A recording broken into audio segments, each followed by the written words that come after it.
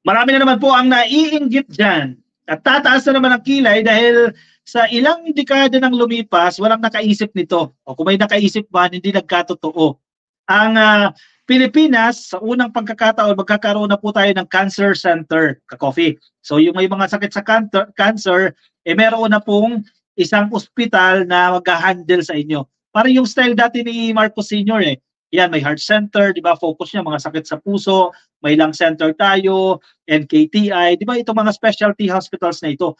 Nagawa yan sa panahon ni dating presidente Ferdinand Marcos. And then, ilang dekada na ang lumipas, wala na, hindi na nasundan yan, ka-coffee. Buti na lang isang Marcos ulit ang naluklok. Yan, may bago na naman tayong aasahan in the coming years dahil sinimulan na po, nagkaroon na po ng groundbreaking.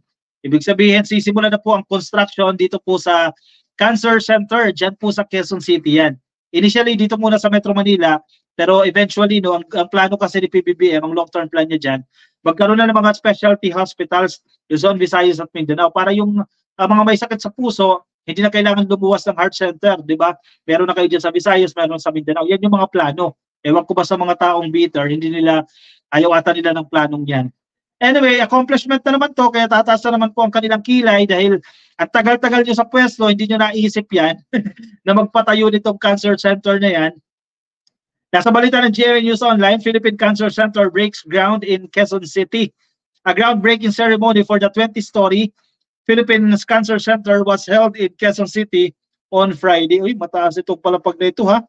20 floors, ka-coffee. Ang daming pasyenteng matutulungan nitong cancer center na ito. Thank you na agad sa administrasyon dahil naisip nila yan. Kung naisip nyo yan last year, baka sabihin nyo, ay naisip na ni ganyan yan. Ano nangyari? Pinabayaan nyo, hindi nyo kinonstruct. Ngayon, kinonstruct, grab nyo na naman yung credits. Kayo na naman, gusto nyo, kayo na naman bida. Ayun yung si PBBM talaga na may nagagawang maganda. The event was attended by Speaker Martin Romualdez, Public Works and Highway Secretary Manuel Bonoan, at ilan pong mga local officials at ilang mga mambabatas. Diyan po sa lungsod ng Quezon. Ito pong PCC, yan Philippine Cancer Center ang tawag PCC, which will be built on 5,000 square meter lot inside the blood bank complex diyan po sa Quezon City. Diyan pala itatayo yan. Malapit yan ka-coffee sa ang alam ko itong blood bank, harap lang yan ng Philippine Children Medical Center. It will serve as a comprehensive center for cancer diagnosis, treatment, research, and patient support. O yan, at least may focus na sa cancer, no? According to Romualdez, each floor will house a cancer subspecialty center focusing on various types such as hepatic, renal, gastrointestinal, lung, breast, women's reproductive organs, skin, and even rare cancer. So maganda idea, no? Kada floor, bawa ito, sige, second floor, itong cancer ang focus niya, mga lung cancer. Third floor, breast cancer. Fourth floor, women's reproductive organs. So parang ganyan yung peg niya, no? 20 floors po yan, no? Uy, ayos ha. Magandang balita ito ha. Apart from treating cancer patients, Romualdez said the PCC will also become a training center and dormitory for doctors from far-flung areas. So parang maganda rin naman yung welfare ng ating mga kababayan na magtatrabaho dyan. Ayos, ayos. A sleeping quarter for the relatives of cancer patients will also be constructed inside PCC. Yun na maganda. Kasi ang nangyayari ngayon ka-coffee sa mga hospital, actually common problem yan, yung siyempre, minsan isa lang ang pwede. Actually, sa mga government hospitals, isang bantay lang ang pwede. Yung ibang kamag-anak, nasa labas, naghihintay, di ba? Walang matulugan na maayos, di ba? Kung saan-saan sila, kanya-kanya diskarte, kuha ng karton, doon ihiga, gagawin kunan yung bag, yung iba sa waiting shed, etc. Wala silang magandang matulugan, di ba? Lalo naghihirap yung ating mga kababayan dyan, coffee. Pero ito, ayan, dito sa PCC na yan, plano na rin pong mag-construct ng mga sleeping quarters ng mga kamag-anak ng mga cancer patients. Actually, sa totoo lang, marami tayong kwentong naririnig dyan. Halimbawa, ikaw halimbawa, taga Quezon Province, no? Medyo malapit-lapit na yan. Pupunta ka ng heart center, check up mo. Siyempre, mahaba ang biyahe, luluwas ka ng mas maaga. Mag-hotel ka pa, mag-motel ka pa, no? Para dumating ka ng tamang oras sa iyong check up. Wala kang matutulugan, mahal. Paano kung sa haba ng pila, kinabukasan ka pa mag-check up, definitely, hindi ka na uuwi ng Quezon. Kasi babalik ka naman So, ang tendency niya, uuwi, either mag-hotel ka na naman, gagastos ka na naman. Yung iba, na walang pang hotel, dyan na lang sa labas maghihintay. Kawawa yung pasyente. Nangyayari yan sa ating mga kababayan. Sana gawing gawing modelo na ito. Thank you sa administrasyon na ito at naisip nila yan.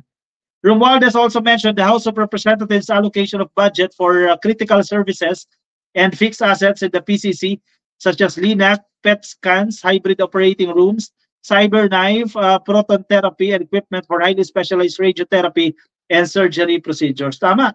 Kasi ang Kongreso, sila ang nagbabudget, ka-coffee. Sila ang naglalagay ng ng mga nagda-divert ng mga pondo. Tanggalin na yung mga confidential funds na hindi naman dapat sa isang agency. Ilipat dyan, ka-coffee. Kasi marami makikinabang dito. Our aim is to transform cancer from a death sentence into a manageable condition that, when detected and treated early, can be overcome. We want to ensure strategic alignment with the national cancer control plans, make treatment more equitable, affordable, and accessible, and improve the overall experience of cancer care for patients and their families. Correct. Kasi pag, di ba, pag sinabing may cancer ka, death sentence na eh. May taning ka na lang, ka-coffee eh. Ganyan na eh. Kasi kung kaya pa naman sanang malabanan eh, problema wala kang pera. Ang problema wala kang pupuntahan na ospital na maayos, di ba? Pupunta ka sa regular na hospital, walang specialty doon. Nandito sa Manila may specialty. O syempre, kung wala kang pera, paano yan? Di ba? So, sayang yung pera ng gobyerno eh. Ilaan dito sa mga ganitong klaseng project. Alisin yung mga confidential funds na nananakaw lang, di ba? Ilagay dito sa mga projects na to. The construction of the PCC is in line with the implementation of Republic Act 11215 o ito pong National Integrated Cancer Control Act, which was signed by former President Rodrigo Duterte in 2019. Ayan, credits pa rin sa DICOM dahil nagawa itong batas na to, pero ito gawin natin sa totoong buhay. Diba? Mahirap kasi, ang dami kasi nating batas, walang nangyari. O, halimbawa ito 2019 pa, anong nangyari dyan? Anyway, at least nandyan na. The PCC will be under the control and supervision of the Department of Health and will be headed by an executive director. Ayos. Magandang project ito. One of the best, ka-coffee. Sa tingin ko magiging legacy project ito ng administrasyon ni PBBM. Sana magtuloy-tuloy ito, ka-coffee, no? And ang maganda nito kasi, suportado ng Congress. Yan ang importante dyan eh. Kapag walang suporta ang Congress, saan ang pera? Walang pondo. Ka-coffee, ang kapangyarihan ng pagpupondo nasa Congress eh. Pwede mag-divert ang Congress ng pondo. O alisin natin yung pondo na dito sa isang agency na to. Bawasan natin yung pondo niya, di ba? Ilipat natin sa kabila. Eh kung wala ang Congress, wala mangyayari, di ba? Hanggang batas na lang yan. Batas na hindi na isa sa buhay ang nangyayari commonly, do. Pag wala talagang suporta, walang political will ng administrasyon, eh kawawa, mananatili siyang batas. Thank you sa administrasyon na ito.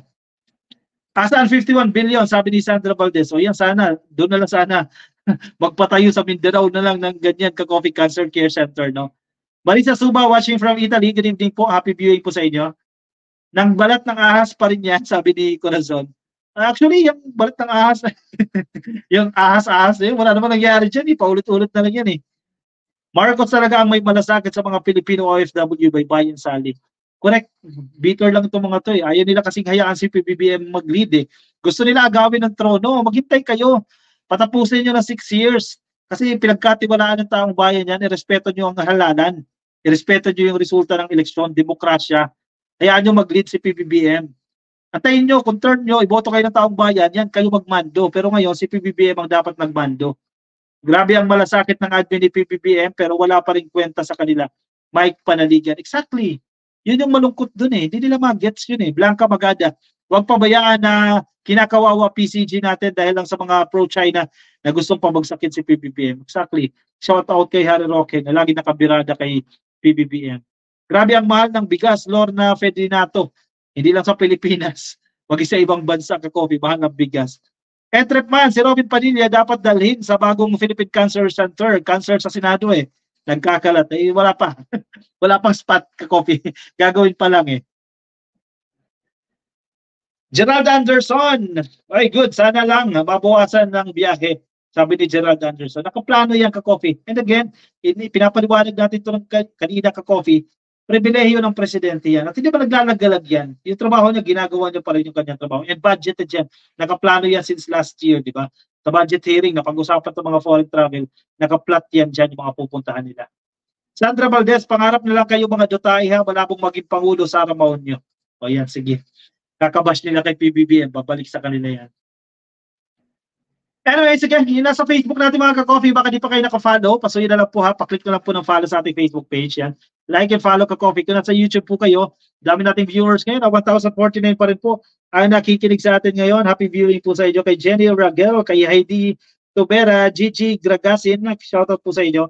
Ganon din po kay Mercy Baka Bantayan, kay Joey Disaka na nasa Facebook. At sa lahat ng ka-coffee natin, nasaan man po kayo ngayon. Happy viewing sa inyo. Kuha ng kape. At move on tayo sa ating last topic for tonight.